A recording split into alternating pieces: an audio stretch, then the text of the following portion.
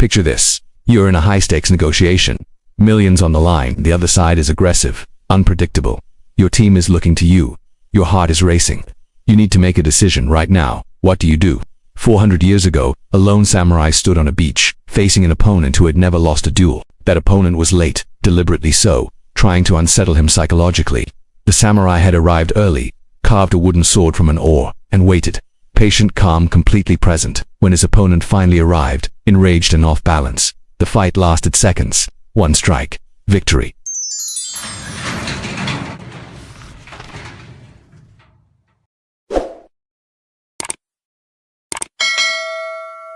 That samurai was Miyamoto Musashi, and the principles he used to win that duel, to win 61 duels without a single defeat, are the same principles that can make you unstoppable in the modern world. This isn't ancient history, this is your competitive advantage. Because while the world has changed, human nature hasn't. The principles of strategy, timing, adaptability, and mental mastery that made Musashi unbeatable in 17th century Japan are the exact same principles that separate winners from losers today. In boardrooms, on battlefields, in your career, in your life. Today, we're decoding the Book of Five Rings, Musashi's masterpiece written in a cave at the end of his life, and revealing how a warrior who never lost can teach you to never lose either. Who was Miyamoto Musashi? Japan is burning. The country is fractured into warring states. Samurai clans battle for supremacy in this chaos. A boy is born who will become the greatest swordsman in Japanese history, Miyamoto Musashi. His life reads like fiction, but every word is documented. Orphaned young. First duel at age 13, he killed a grown man, not with technique learned from a master, but with raw instinct and a wooden staff.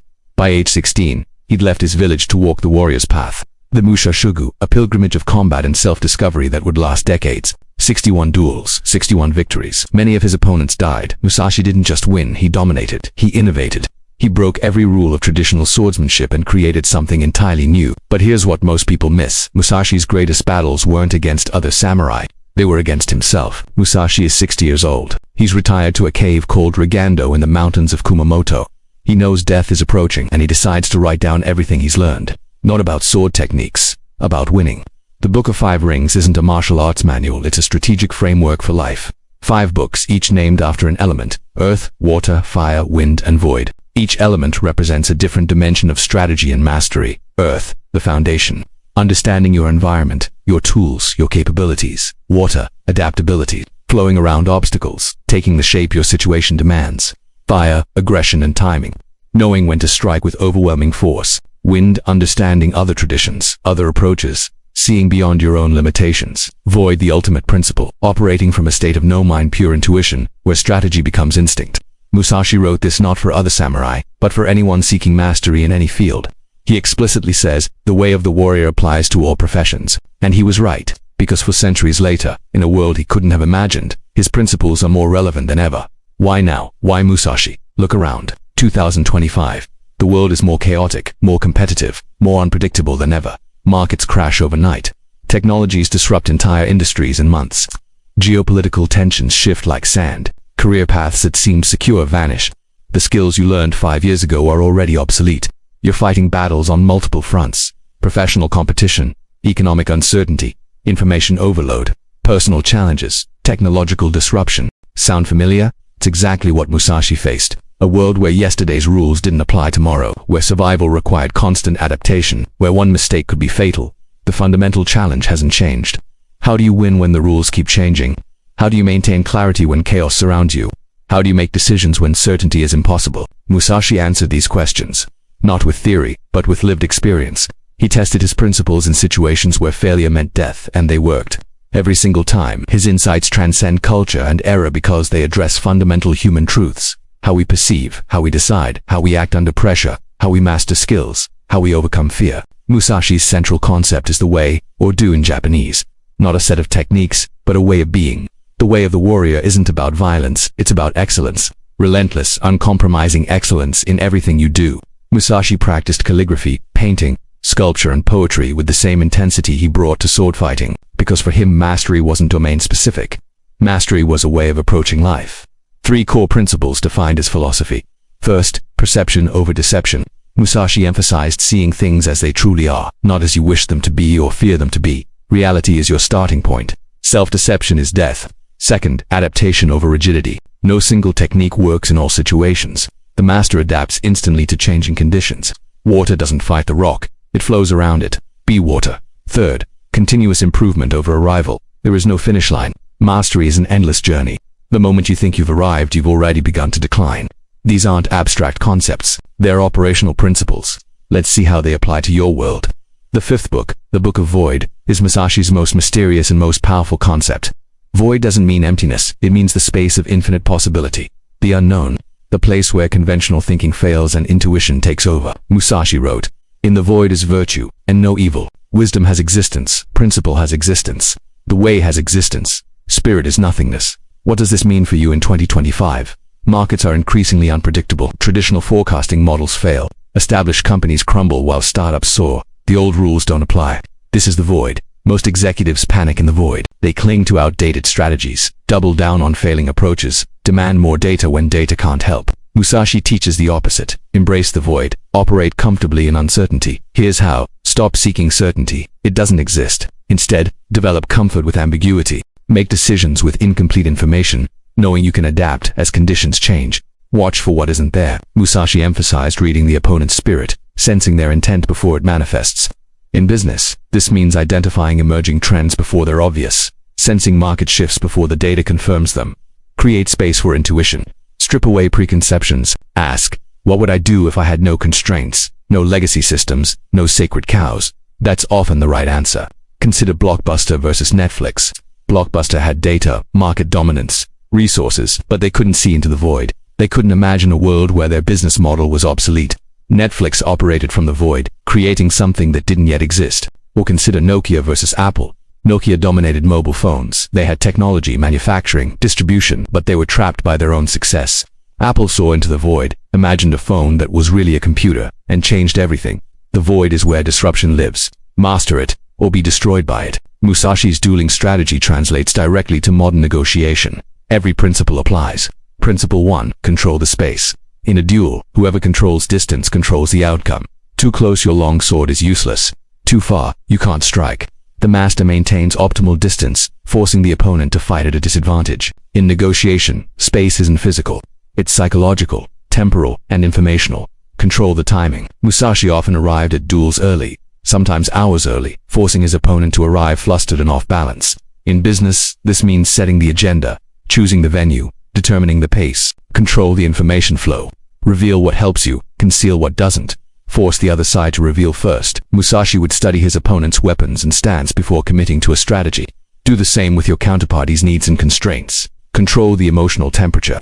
Musashi remained calm regardless of circumstances. His opponents often became angry, desperate, or overconfident, all fatal. In negotiation, whoever maintains composure has the advantage. Principle 2, read intent before action. Musashi wrote extensively about reading the opponent's spirit, their intention before they move. A slight shift in weight, a change in breathing, a flicker in the eyes. These reveal the strike before it comes. In modern negotiation, reading intent means understanding underlying interests, not just stated positions. Why are they really at the table? What do they fear? What do they truly value? Active listening isn't enough. You must listen beneath the words, watch body language, notice what they don't say. Identify patterns in their responses. A skilled negotiator senses the other side's bottom line before they reveal it, understands their internal politics before they mention it, knows their pressure points without being told. This isn't manipulation, it's awareness, and awareness is power. Principle 3, strike with certainty. Musashi never made tentative attacks. When he moved to finish the fight. Decisiveness was everything. In negotiation, this means knowing your move before you make it. Don't bluff, don't threaten, unless prepared to follow through. Don't make offers you can't execute. Half measures signal weakness, they invite testing. Musashi's opponents often tried to provoke him into premature attacks. He never fell for it. When he struck, it was decisive. In your high-stakes deal, don't make incremental concessions hoping for reciprocity. Don't test the waters with trial balloons. Know your strategy, execute it cleanly, and be prepared to walk away if necessary. Walking away is often the strongest move. Musashi walked away from duels when conditions weren't right. He chose his battles. So should you. The Book of Earth emphasizes understanding your environment and using it to advantage. Musashi fought one famous duel on a beach.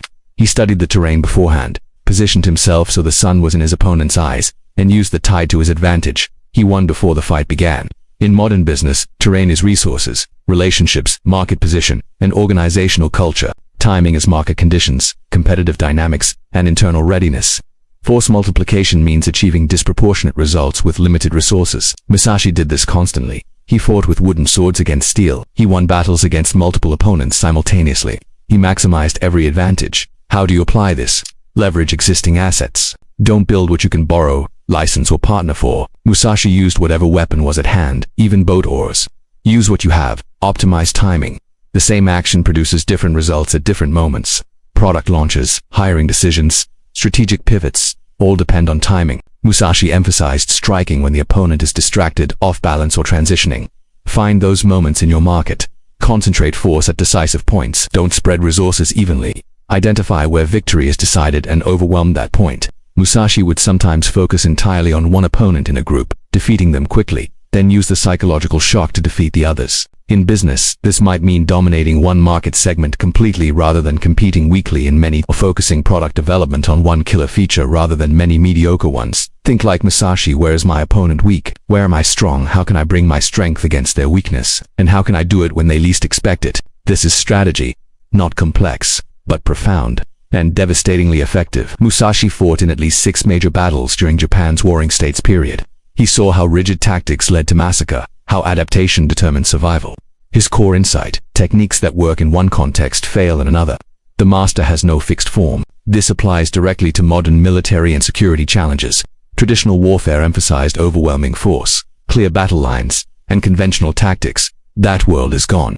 Today's threats are asymmetric: terrorism, cyber attacks, hybrid warfare, information operations. Enemies don't fight conventionally because they'd lose. They adapt. Musashi's principle of fluid engagement is essential. Military forces must operate across multiple domains simultaneously: physical, cyber, information, psychological. Consider counterinsurgency operations. Conventional military tactics often fail because insurgents are formless, embedded in civilian populations, using unconventional methods. Success requires adaptation at every level: reading local conditions, building relationships, using minimal force when appropriate, overwhelming force when necessary. Or consider cyber warfare. There's no front line. Attribution is difficult. Threats emerge constantly. Defensive strategies that worked last year are obsolete today. Agility matters more than size. Musashi's teaching: study your opponent's way, understand their advantages, develop counters, but don't become rigid yourself.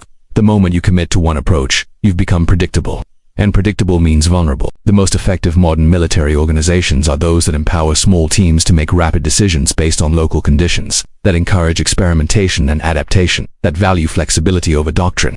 This is Musashi's way applied to modern conflict. Musashi devoted significant attention to deception, feints, and misdirection. He wrote, "Make the opponent see my attacking spirit as defense, and my defending spirit as attack." In the Book of Fire, he describes techniques for creating openings by appearing weak when strong, fast when slow, committed when flexible. The opponent reacts to false signals and exposes themselves. This is the essence of modern information warfare and cybersecurity. Cyber operations aren't just about technical exploits. They're about psychology: creating false trails, concealing true capabilities, appearing where you're not, striking where you're not expected. Consider advanced persistent threat groups. They don't attack directly. They probe for months, learning networks, identifying key personnel, mapping relationships. They appear to target one system while actually compromising another. They hide their presence until the moment of exploitation. This is Musashi's principle of treading down the sword. You pin the opponent's blade to the ground, making them unable to strike, while maintaining your own freedom of action. In cybersecurity defense, this means active defense, not passive protection. Creating honeypots that attract attackers and reveal their methods. Feeding disinformation that pollutes intelligence gathering. Appearing vulnerable where you're strong, strong where you're vulnerable. The attacker must constantly question what's real. Uncertainty is your weapon. Musashi also emphasized psychological warfare. He would sometimes shout or make sudden movements to test opponents' composure. In information operations, this manifests as strategic leaks, disinformation campaigns, and perception management. The goal isn't always to deceive, but to create doubt. Make the opponent question their intelligence, make them hesitate. Hesitation in fast-moving situations is fatal. Modern military and intelligence operations increasingly recognize that information dominance matters as much as kinetic capability. You win by controlling what the opponent knows, believes, and perceives. This was Musashi's insight 400 years ago. It's more relevant now than ever. Musashi emphasized practical preparation. Your sword must be sharp, your stance must be stable. Your mind must be clear. Neglect any element and you create vulnerability. He wrote, "Research this well and think about it constantly." In modern terms, this is logistics, supply chain management, and organizational resilience. The past few years have revealed how fragile global systems are. Pandemics disrupt supply chains. Conflicts interrupt resource flows. Natural disasters cascade through interconnected networks. Companies with just-in-time inventory found themselves with no inventory. Musashi's principle: maintain readiness always. Don't assume conditions will remain favorable. Plan for disruption. This means redundancy in critical systems, multiple suppliers, backup facilities, alternative transportation routes. Musashi carried two swords, not one. You need backups for your backups, continuous training and preparation. Skills degrade without practice. Organizations become complacent during peaceful times. Musashi trained daily, even after becoming unbeatable. Maintain readiness through constant practice. Rapid adaptation to changing conditions. When supply chains break, can you pivot quickly? When key personnel leave, can you maintain operations? Musashi could fight with any weapon, in any terrain, against any opponent. Build that kind of flexibility. Strategic reserves. Don't operate at maximum capacity. Maintain buffers, cash reserves, excess capacity. Unused talent. When crisis hits, you need resources to deploy. Running lean works until it doesn't. Modern military logistics is astoundingly complex. Moving forces, equipment, supplies, and information across the globe requires planning that would have been impossible in Musashi's era. But the principle remains. Victory belongs to those who are prepared. Battles are won before they're fought through superior preparation and maintained readiness. Companies that survived recent crises weren't necessarily smarter or more innovative. They were more prepared. They had contingency plans. They'd thought about what could go wrong.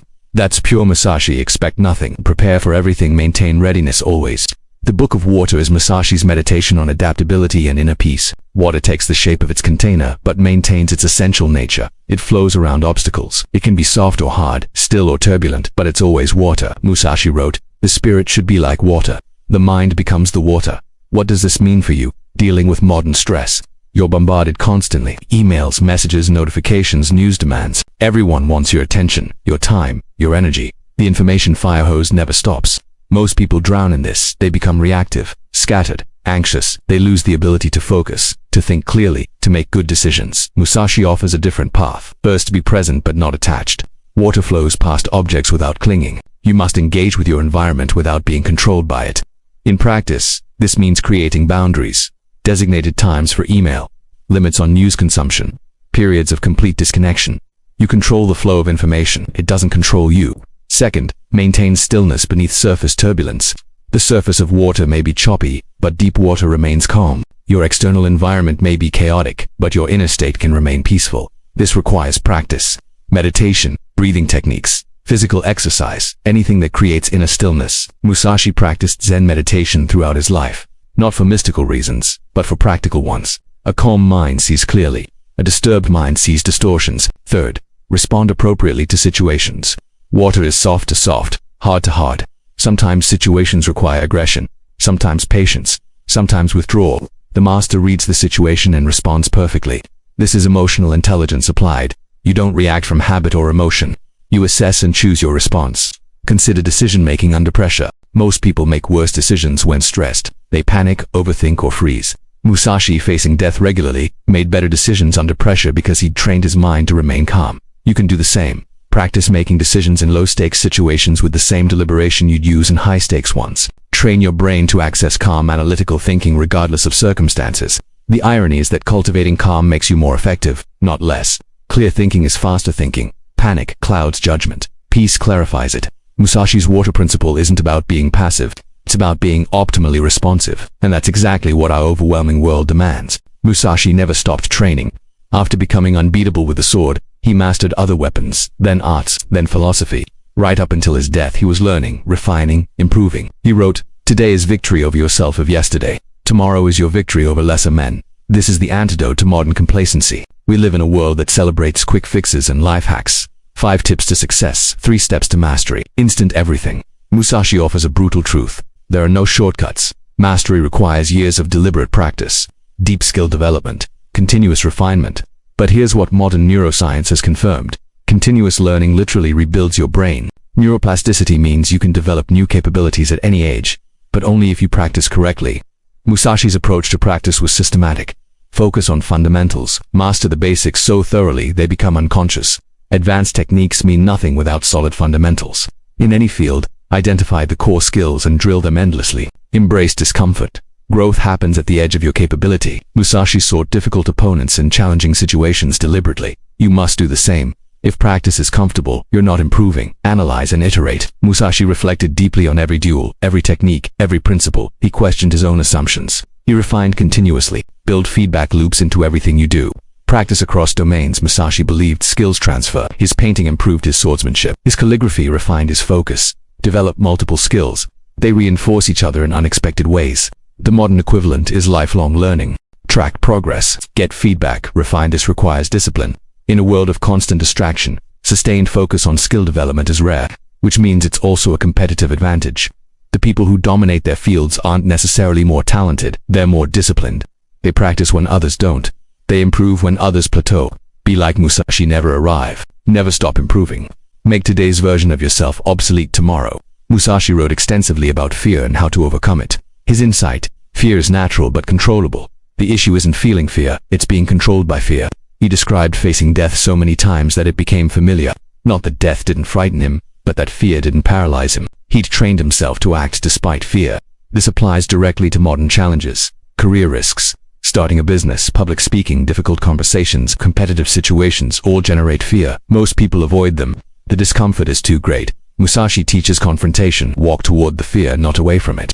Here's his method. Expose yourself gradually. Musashi didn't start with death duels. He built up through smaller confrontations. You do the same. Take small risks first. Build tolerance. Increase exposure gradually. Reframe fear as information. Fear tells you where growth lives. If something terrifies you, that's probably where you need to go. Musashi saw strong opponents as opportunities, not threats. Adopt the same mindset. Prepare thoroughly. Then trust yourself. Musashi prepared meticulously, studying opponents and conditions. Then, when action time came, he let go of thought and moved instinctively. Preparation creates confidence.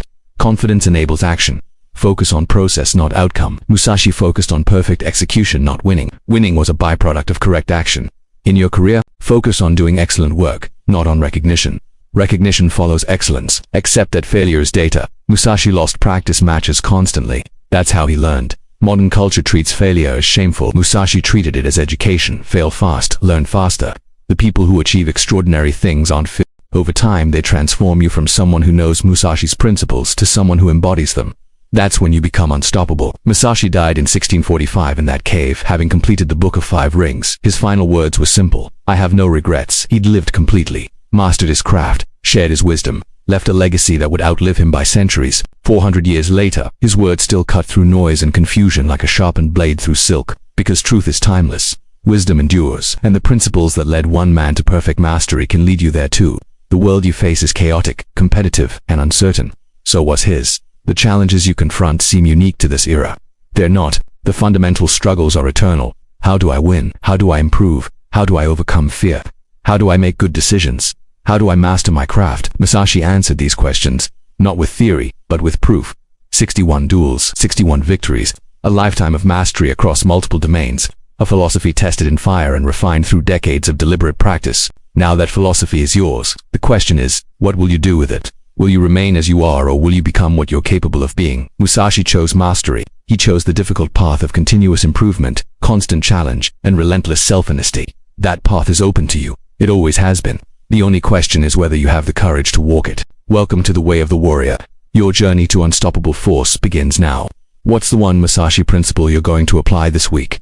Drop it in the comments. Let's build a community of modern warriors who are tired of being average and ready to become exceptional. And if you want more deep dives into ancient wisdom for modern dominance, hit that subscribe button. We're just getting started. The path to mastery awaits. Let's walk it together. They're courageous, they feel fear and act anyway. That's learnable, it's a skill like any other. Musashi faced literal death and developed techniques to maintain composure. Your stakes are lower, which means his methods will definitely work for you. We've journeyed from 17th century Japan to your 2025 reality. From sword duels to boardroom battles. From samurai warfare to cyber operations. From death matches to daily stress, the through line: human nature doesn't change. Musashi succeeded because he understood fundamental truths about strategy, perception, adaptation, and mastery. These truths transcend culture and technology.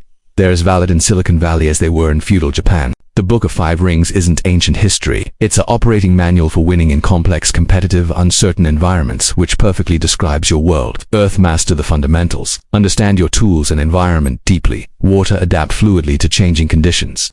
Be formless, flexible, responsive. Fire: strike decisively when the moment is right. Timing and digression matter. Win, study other approaches. Understand different perspectives. Learn continuously. Avoid, operate comfortably in uncertainty.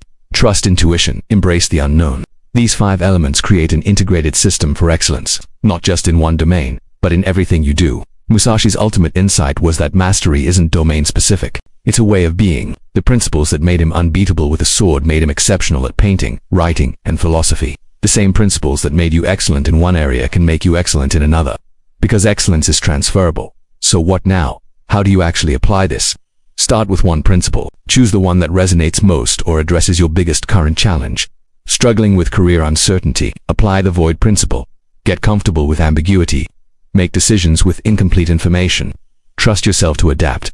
Facing a crucial negotiation? Apply the dueling principles. Control the space. Read intent. Strike with certainty. Feeling overwhelmed by daily chaos? Apply the water principle. Create boundaries. Cultivate inner calm. Respond rather than react. Plateaued in your development? Apply the mastery principle. Return to fundamentals. Embrace discomfort. Practice deliberately. Avoiding a difficult challenge? Apply the fear principle. Walk toward it. Reframe it as opportunity. Prepare thoroughly, then trust yourself. Pick one. Apply it today, not tomorrow. Today, Musashi didn't write the book of 5 rings to be studied. He wrote it to be lived. Theory means nothing. Application is everything. Start small. A single decision made differently. A single action taken courageously. A single moment of calm maintained under pressure. Those small applications compound. They build the neural pathways of mastery.